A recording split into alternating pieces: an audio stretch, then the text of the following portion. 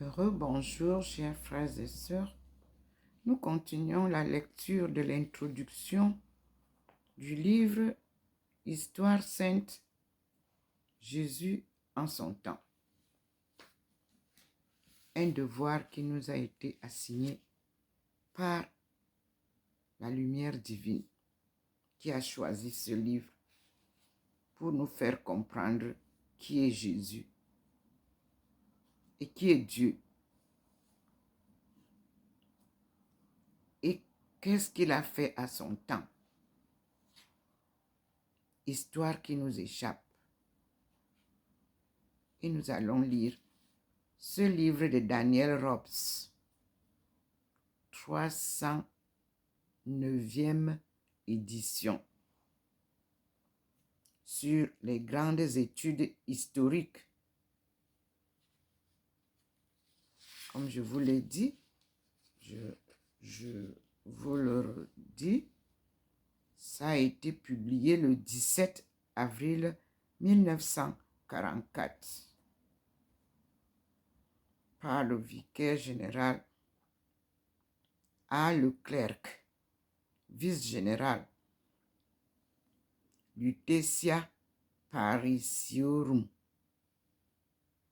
Mais ça a été présenté par Joseph Huby, S.J.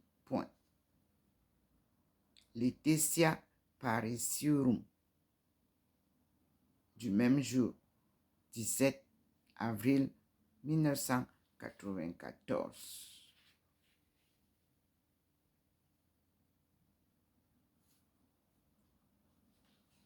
Nous nous sommes arrêtés à la page 36 qui nous renvoyait voir la fin du présent ouvrage, la note Jésus et la critique.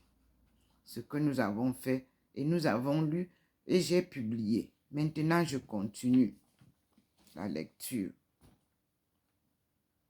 Il est au Louvre un tableau de Jordanes qui représente les 4 évangiles. Les 3 premiers, Saint Matthieu, Saint Marc et Saint Luc, recueillis dans une profonde humilité, semblent, malgré leur âge, s'effacer devant Saint Jean qui, le doigt sur la lèvre, le jeune visage illuminé d'exaltation mystique, lit dans le livre saint des choses surnaturelles. Et nos pères, au Moyen Âge, amateurs des symboles, les ont représentés sous les aspects de 4 êtres fantastiques qui, dans la célèbre vision d'Ézéchiel, supportent l'homme providentiel, l'envoyé du Très-Haut, l'ange, entre parenthèses, Matthieu, le lion, entre parenthèses, Marc, le taureau, entre parenthèses, Luc, et l'aigle, entre parenthèses, Jean. Nous allons voir au niveau de, à côté de la vision d'Ézéchiel, il y a un renvoi numéro 2 au bas de la page que je vais lire. L'ange confère de l'ange parce que Saint Matthieu commence son récit par l'apparition d'un ange à Saint Joseph. Le lion pour Saint Marc, qui évoque d'abord Jean-Baptiste au désert. Le taureau pour Saint Luc, qui place au début de son évangile le sacrifice offert par Zacharie, père du Baptiste. L'aigle pour Saint Jean, par allusion à l'Apocalypse, où il apparaît comme un aigle venu du ciel. Bien des commentateurs ont ajouté des interprétations symboliques. 2 points. La plus évidente est celle qui souligne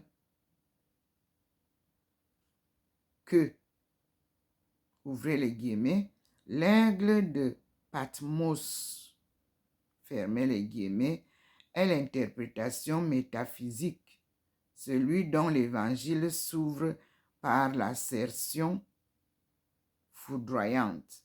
2 points, ouvrez les guillemets, au commencement était le Verbe, fermez les guillemets. Ça, c'est la note de bas de page et nous continuons la lecture là où nous nous sommes arrêtés. Et là, on a dit que et l'aigle Jean. Ainsi, Raphaël les a-t-il encore peints au palais Pitti? Ces images différentes se complètent. Hommes par tout ce que nous devinons en eux de proches, et pourtant messagers, support d'une nouvelle qui surpasse l'humain. Ce double caractère éclate en toutes les pages de leur livre. Il les fait ce qu'ils sont. Une œuvre unique que nul texte au monde ne prétend à égaler. À la ligne, l'Évangile. C'est la nouvelle, la bonne nouvelle.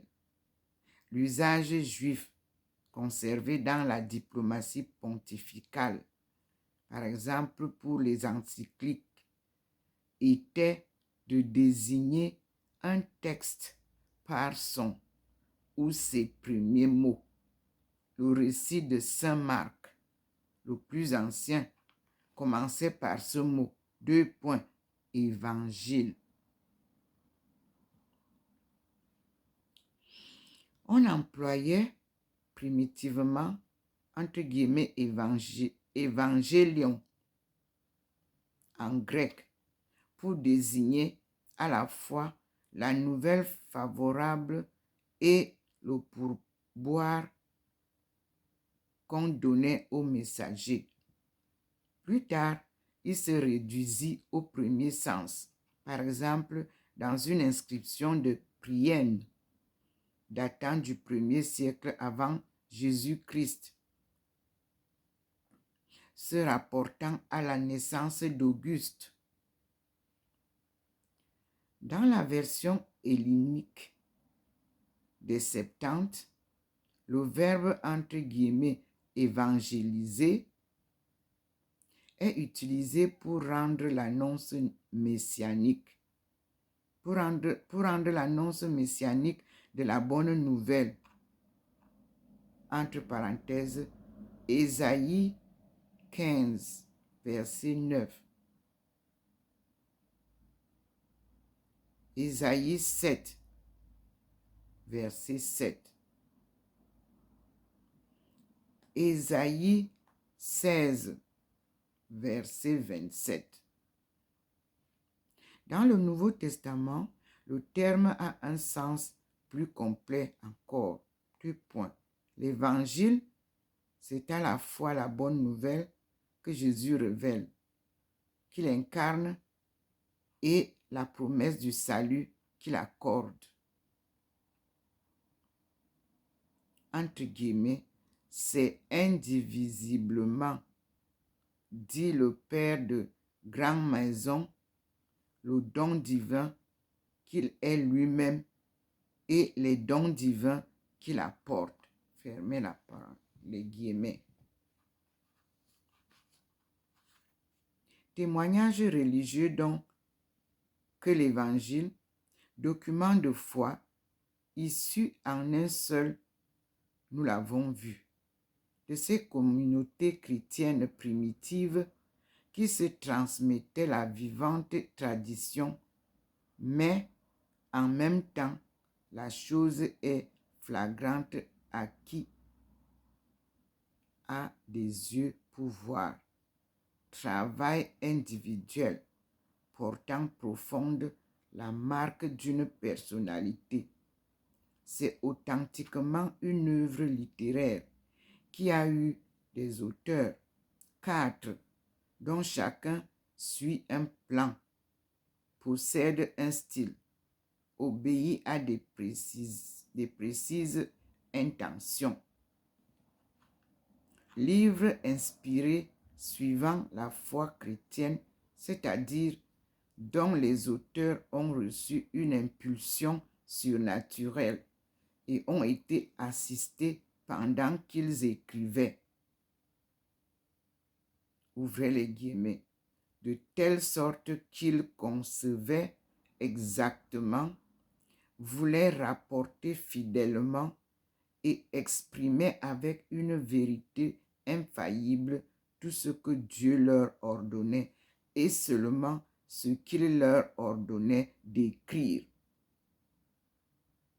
Nous sommes renvoyés au bas de la page par la référence suivante.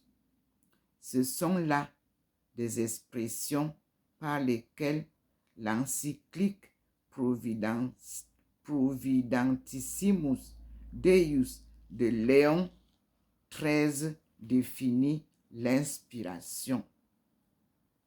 Nous aurons donc à aller vers l'encyclique Providentissimus Deus de Léon XIII définit l'inspiration. Nous sommes aujourd'hui le 18 janvier 2024. Pour la 3e fois, le pape Léon XIII est cité. Nous allons donc, après la lecture d'aujourd'hui là, aller à la recherche de l'encyclique Providentissimus Deus de Léon XIII qui définit l'inspiration. Puisque je vis des visions et des inspirations. Voyez, un livre comme celui-ci, c'est une inspiration, c'est une révélation. Mais tout ça est divin. Et le Christ nous accompagne parce que Dieu lui a donné ce pouvoir de m'accompagner. Nous continuons. Mais livre fait de main d'homme. Je reprends à partir. Les livres inspirés suivant la foi chrétienne, c'est-à-dire dont les auteurs ont reçu une impulsion surnaturelle et ont été assistés pendant qu'ils écrivaient, entre guillemets, de telle sorte qu'ils concevaient exactement, voulaient rapporter fidèlement et exprimer avec une vérité infaillible tout ce que Dieu leur ordonnait et seulement ce qu'il leur ordonnait d'écrire. Exactement. Thérèse de la Sainte Face est reliée à Léon XIII. Nous allons voir ça plus loin. 2 papes, Léon XIII et Jean-Paul II, sur ma route. Nous continuons la lecture. Mais livre fait de main d'homme. établi, comme tous les livres, par des auteurs qui ont eu une documentation soit personnelle, soit acquise, et l'ont mise en œuvre avec des moyens et des talents différents.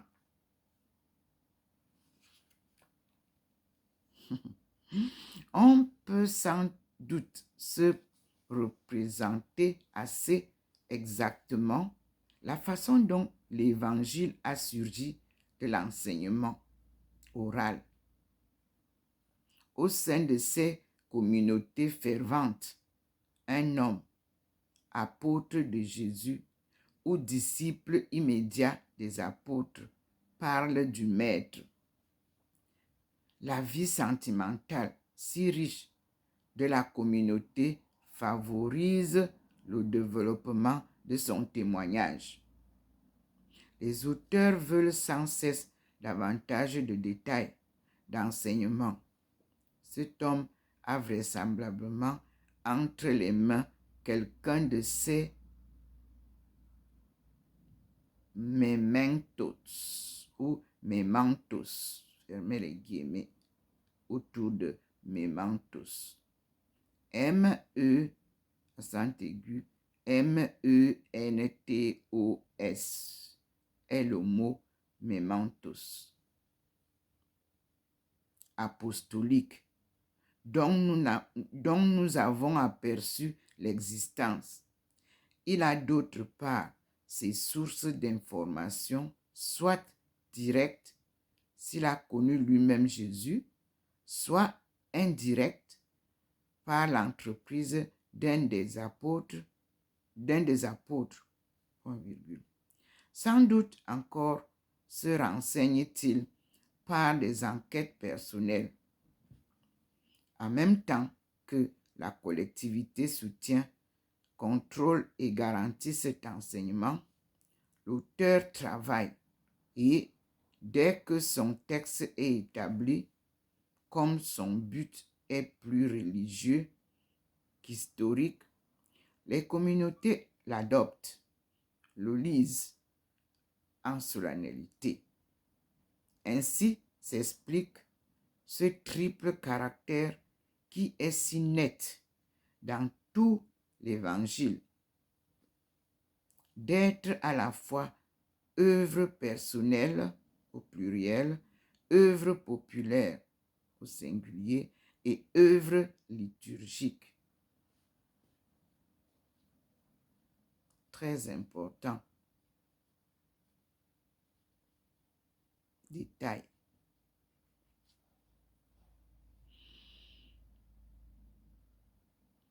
Tels que nous les lisons dans les plus anciens textes, nos 4 évangiles sont écrits en grec.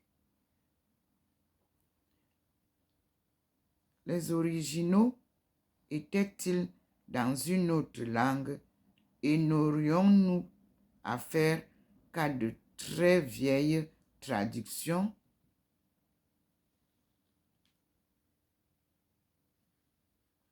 On l'a supposé pour saint Marc, pour saint Matthieu. Cela paraît sûr. La langue première aurait dû, très important, la langue première aurait dû, non pas comme l'hébreu, qui était depuis le IVe siècle avant notre ère une langue liturgique, une langue des lettrés, tel le latin chez nous dans le haut Moyen Âge, mais ce dialecte sémitique apporté au cours des siècles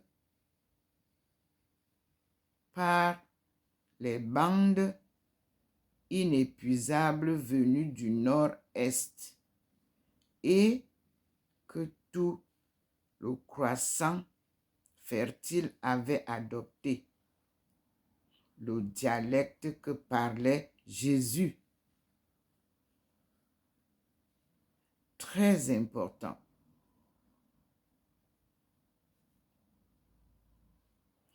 le dialecte que parlait Jésus, on nous dit l'araméen. Et on nous renvoie sur Confère plus loin, page 313. Comme d'habitude, on y va. On suspend d'abord la lecture de l'introduction. Nous sommes à la page 38 et on va chercher la page 313.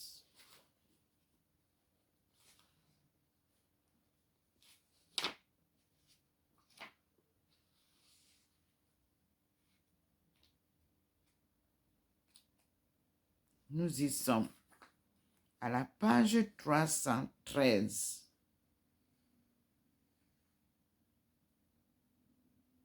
Il est dit, une question est plus débattue. Quelle langue, au pluriel, parlait Jésus? En son temps, l'idiome courant en Palestine était l'araméen, et cela depuis près de 2 siècles. Les araméens constituent ce rameau septentrional des Sémites qui, aux environs du second millénaire, au cours des migrations confuses, avaient établi leur centre principal au nord du croissant fertile, au pied de l'Anti-Taureau. C'était là qu'Abraham, quittant Our en Sinéar, avait fait sa première longue étape à Haran. Et là encore, au Padan Aram, au, entre guillemets, pays des pères, fermez les guillemets, qu'Isaac et Jacob étaient allés chercher femme.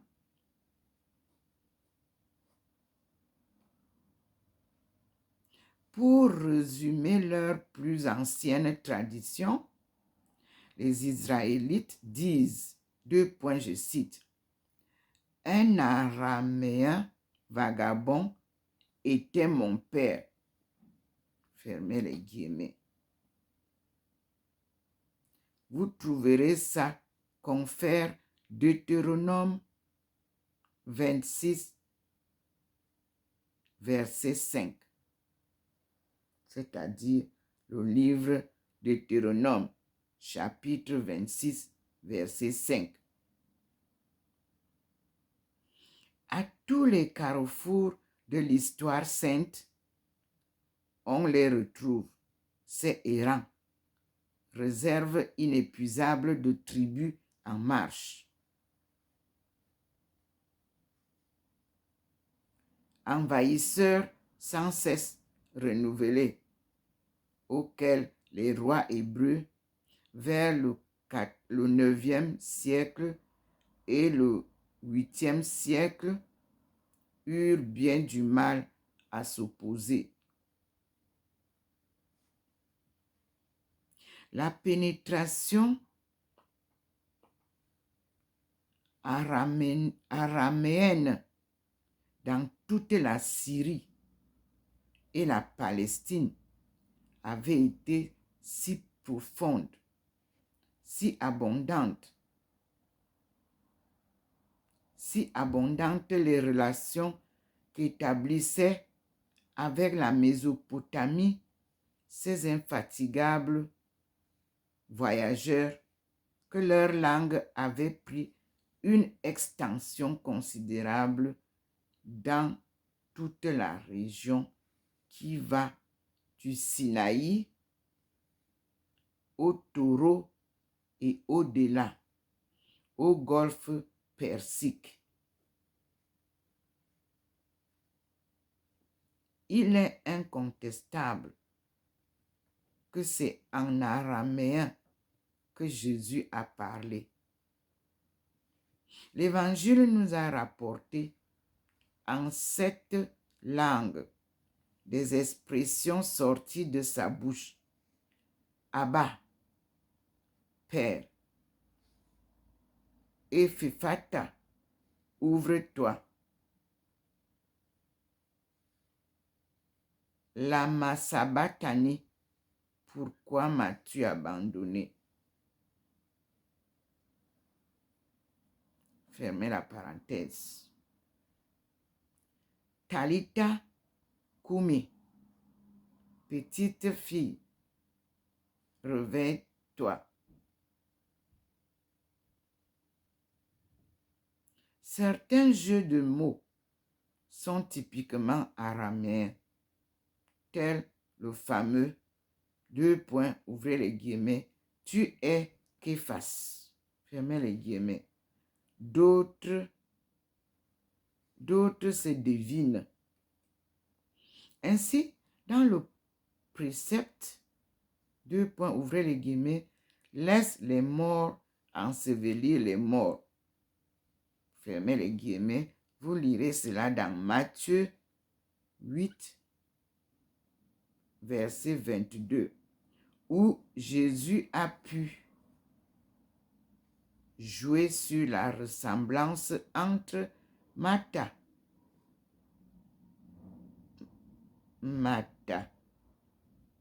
Jean du village, Martha, et Martha, les morts, entre parenthèses.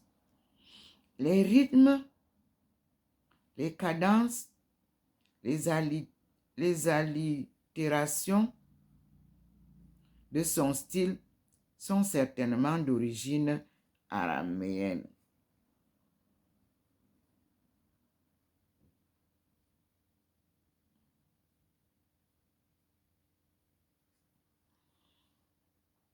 Mais Jésus ne connaissait-il que ce seul idiome?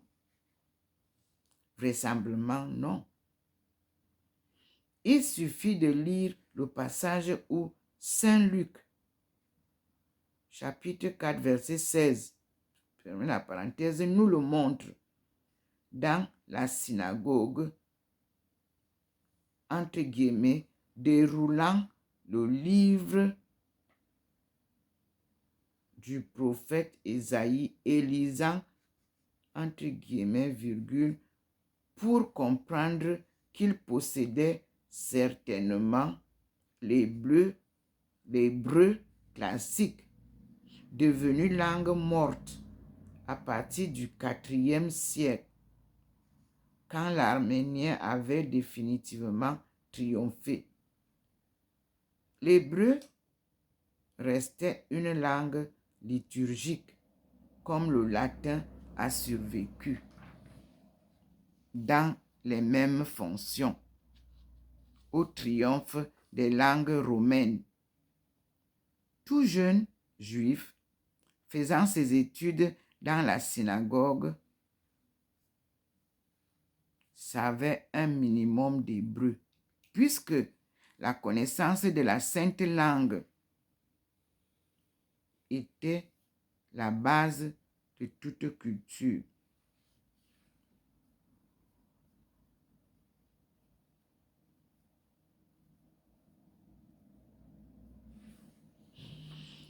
À la ligne. Un troisième idiome, enfin, se trouvait fort répandu dans le pays, le grec.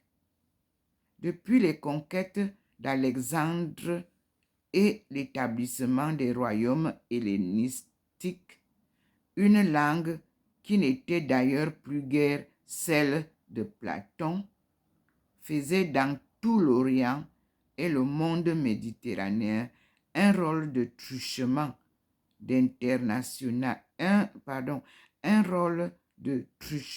international, analogue à celui que tient l'anglais aujourd'hui et qui fut celui du babylonien vers 2000 ans avant notre ère, se superposant dans le Proche-Orient à l'araméen qui restait usuel parmi le peuple. De la vie intellectuelle, parmi le peuple, pardon, le grec était devenu la langue du négoce, de la diplomatie, de la vie intellectuelle. Les fonctionnaires romains en ces pays parlaient grec. Jésus a-t-il possédé cette langue? Rien dans l'Évangile ne l'indique de façon formelle. Et, en tout cas, l'influence hellénique ne se fait en rien sentir sur son style. On peut cependant observer que l'interrogatoire par Pilate donne fortement l'impression de s'être déroulé sans interprète, que les réponses du dialogue s'y échangent entre hommes au pluriel qui se comprennent parfaitement quant à la langue. Mais ce n'est pas une simple indication. Aussi bien, rien ne permet-il de dire que Jésus, soit au sens actuel du terme, est, entre guillemets, homme cultivé, fermez les guillemets. Sans doute est-il vrai que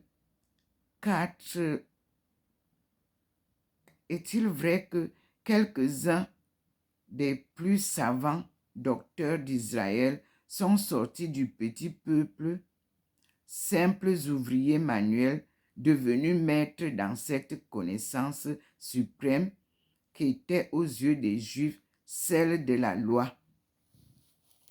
Mais c'était à force de labeur qu'ils y parvenaient. Nous avons vu que rien n'indique que Jésus, enfant, ait fait des études très poussées. À travers l'Évangile, on voit que sa pensée se meut dans les sphères familières aux âmes religieuses de son temps et de son pays. Il fait avec naturel allusion aux épisodes de l'Ancien Testament. Il cite l'Écriture. Il est même assez fort au fait de la dialectique des pharisiens pour leur répondre, mais jamais il ne se place sur le propre terrain des scribes et docteurs.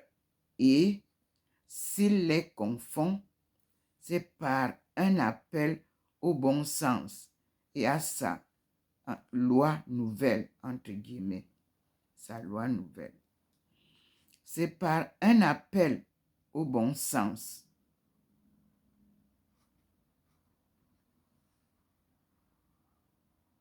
et sa loi nouvelle, entre guillemets, qui, si souvent, rejoint la simple loi naturelle.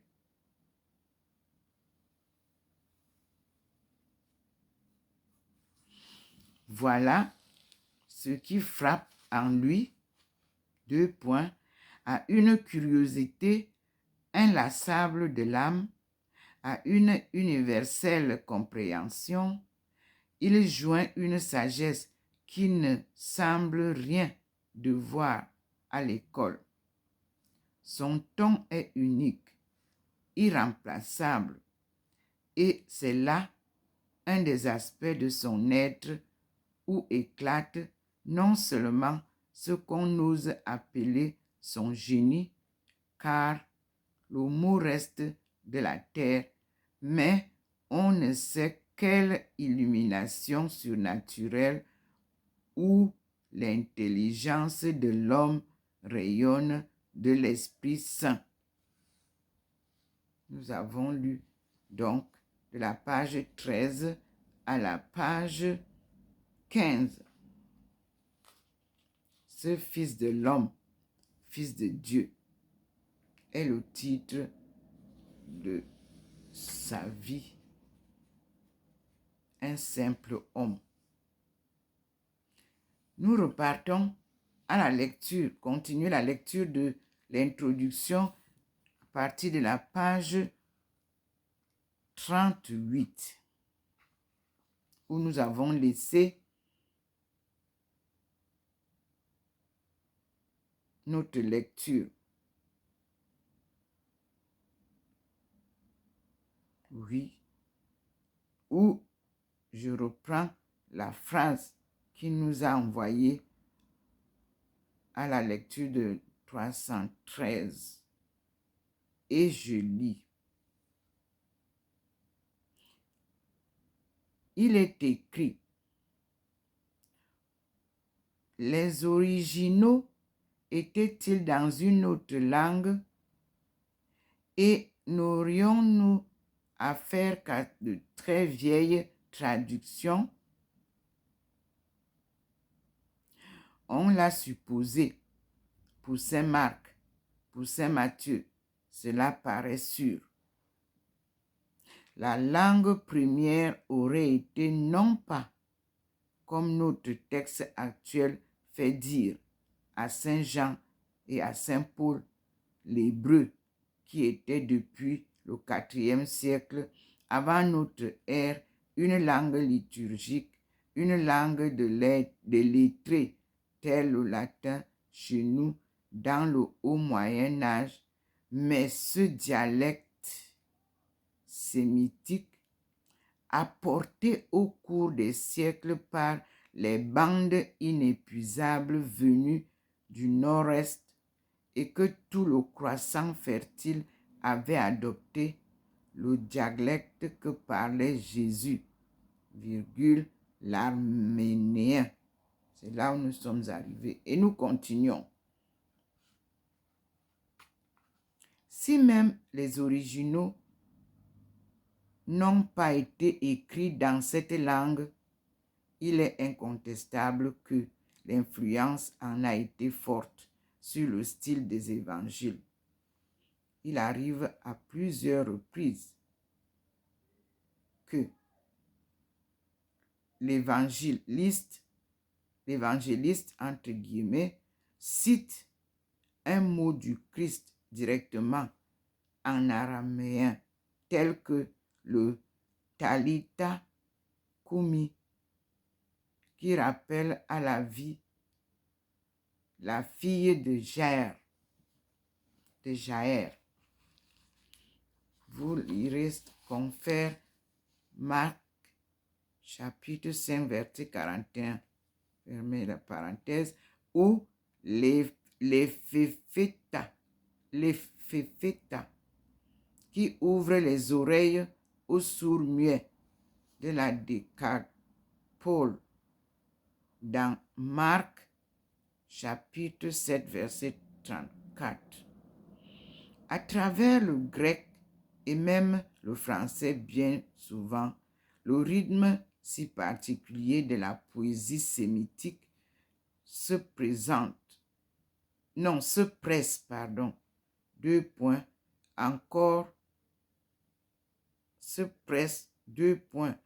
encore devait-il être bien plus sensible quand le texte gardait la vieille division en versets ou stick de 34 à 38 lettres au lieu du découpage si arbitraire en versets inégaux qu'imposa Robert Estienne en 1551 quand il imprima à Genève, la 4e édition du Nouveau Testament. Très important. Peu importe au reste que nous possédons l'original même ou un texte grec écrit par l'auteur ou sous son contrôle. Flavius Joseph n'avait-il pas rédigé d'abord la guerre juive en araméen avant de la traduire pour la publier en grec? La chose qui compte, c'est que dès les temps les plus reculés, avant la fin du second siècle, en tout cas, l'Église est accordée à ces 4 petits livres la première place dans son enseignement, qu'elle ait vu en eux le témoignage le plus complet et le plus direct sur le Seigneur. Papias, le vieil évêque de Phrygie ou Phrygie, en témoigne déjà vers l'an 130 et quelques 50 ans après, Irénée, évêque de Lyon, entre parenthèses, le successeur du grand martyr Saint Pothin, autant plus précieux qu'il venait de Smyrne,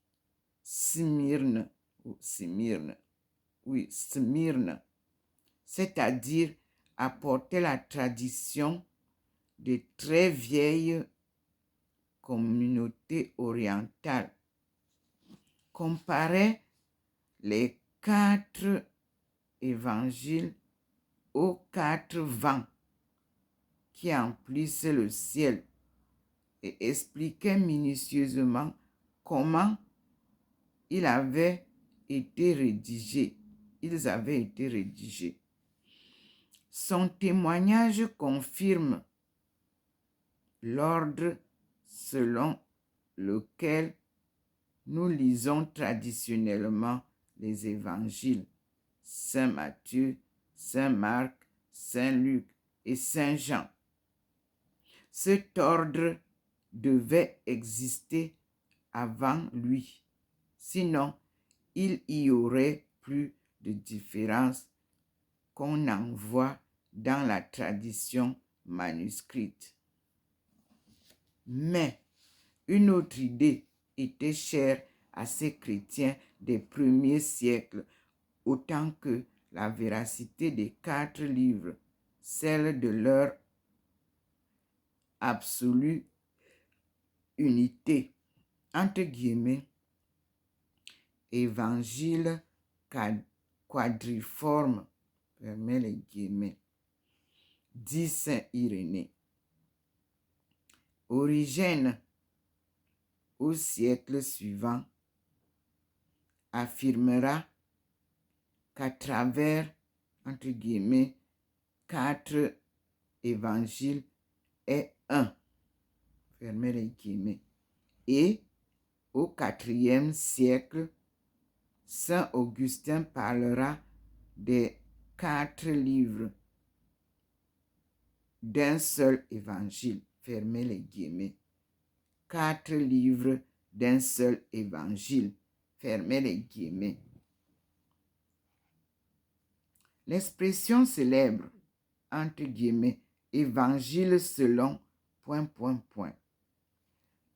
ne veut rien dire d'autre qu'affirmer cette indissociable unité. On peut lire au canon de Muratori, indissociable unité. Non, on peut lire au canon de Muratori, entre guillemets, le 3e livre de l'évangile selon Saint Luc, fermez les guillemets. Il n'y a vraiment qu'un seul évangile, une seule nouvelle devant laquelle s'effacent humblement ceux qui en sont les témoins et les héros. Les documents et les expressions peuvent varier. Le message reste unique, indiscutable, comme la parole même de Dieu. Nous passons à un autre sous-titre, les nautiques, auquel j'accorde une vidéo. Nous sommes à la page 40. Merci Seigneur pour tes enseignements. Nous sommes bien sûr aujourd'hui le 18 janvier 2024 à l'école de la cause de Dieu pour l'enseigner plus tard. Car sans le passé, nous ne pouvons pas connaître le présent pour bâtir un futur plus prospère. Merci Seigneur. Je suis Ndomo Melingi. Thérèse est mon prénom. Adossé sur Thérèse de Jésus. Je suis Thérèse de la Sainte Face. Nom qui m'a été donné par mes pères à Bouya en 2013. Merci Seigneur.